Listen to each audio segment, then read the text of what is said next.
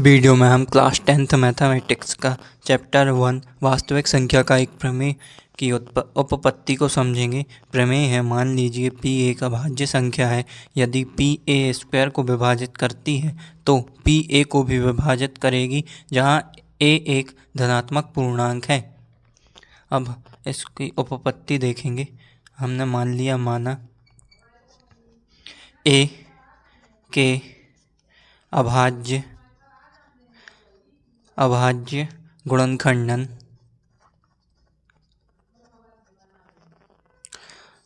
गुणनखंडन निम्नलिखित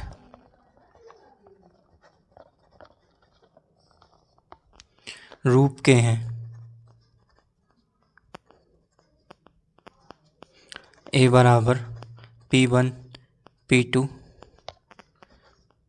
pn, जहाँ p1 p2 pn अभाज्य संख्याएं हैं।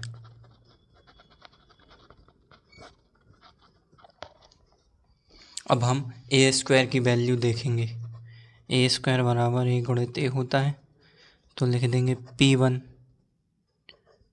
p2,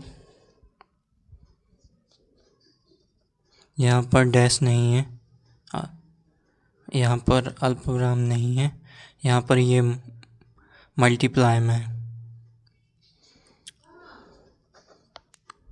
pn। और एक बार और a की वैल्यू रखेंगे p2 pn। इस प्रकार हमें a स्क्वायर की वैल्यू प्राप्त होगी p1 का स्क्वायर p2 का स्क्वायर pn का स्क्वायर।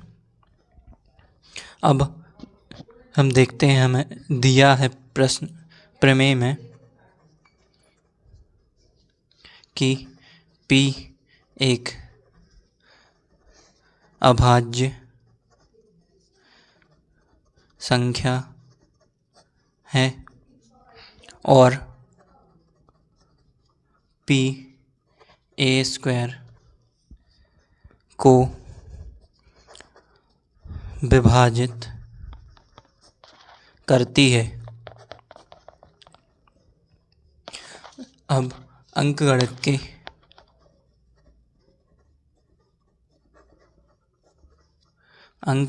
के आधारभूत प्रमेय के अनुसार p a स्क्वायर का अभाज्य गुणनखंड हुआ,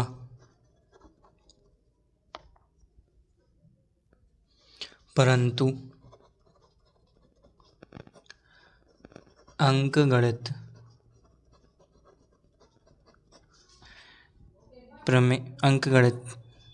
की आधारभूत प्रमेय की अद्वितीयता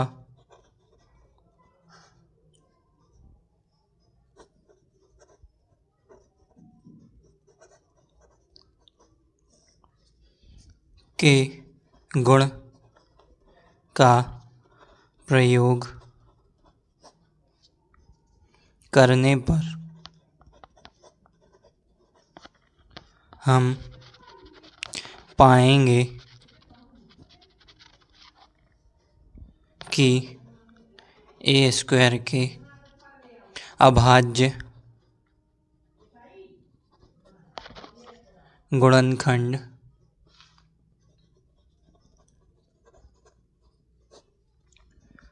केवल p1 p2 pn हैं। इसलिए p को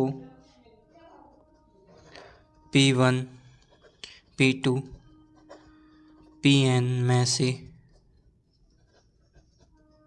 एक होना चाहिए।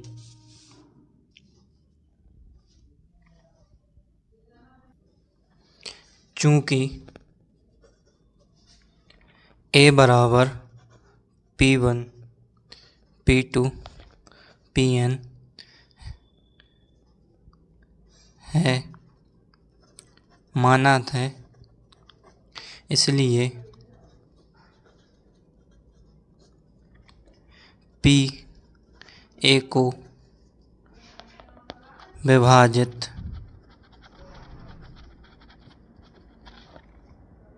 अवश्य करेगा। अब इसको एक बार फिर से देखेंगे। हमने माना था ए के अभाज्य गुणनखंडन निम्नलिखित रूप के हैं। ए बराबर P1 P2 Pn तक, जहाँ P1 P2 और Pn अभाज्य संख्याएं हैं। अब ए स्क्वायर की वैल्यू निकाली हमने, P1 P2 Pn और फिर एक बार P1 P2 dash dash Pn तक। तो P1 का गुणा P1 में होगा तो P1 स्क्वायर आएगा, P2 का गुणा P2 में होगा तो P2 स्क्वायर आएगा। इसी प्रकार Pn का गुणा Pn में होगा तो Pn का स्क्वायर आएगा। अब हमें प्रमेय में दिया है कि P एक अभाज्य संख्या है और P A स्क्वायर को विभाजित करती है। तो P A स्क्वायर को विभाजित करती है, P एक अभाज्य संख्या है। तो अंकगणित की आधारभूत प्रमेय होती है कि भाज्य संख्या को हम अभाज्य संख्याओं के गुणनखंड के रूप में व्यक्त कर सकते हैं। तो P एक अभाज्य संख्या है और तो A स्क्वायर का P एक अभाज्य गुणनखंड हुआ।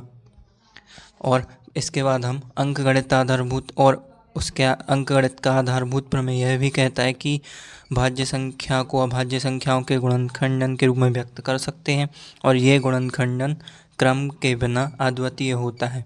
तो P को इन P1 P2 Pn में से ही एक होना चाहिए, क्योंकि इसके गुणनखंड अद्वितीय होते हैं क्रम के बिना गुणनखंडन।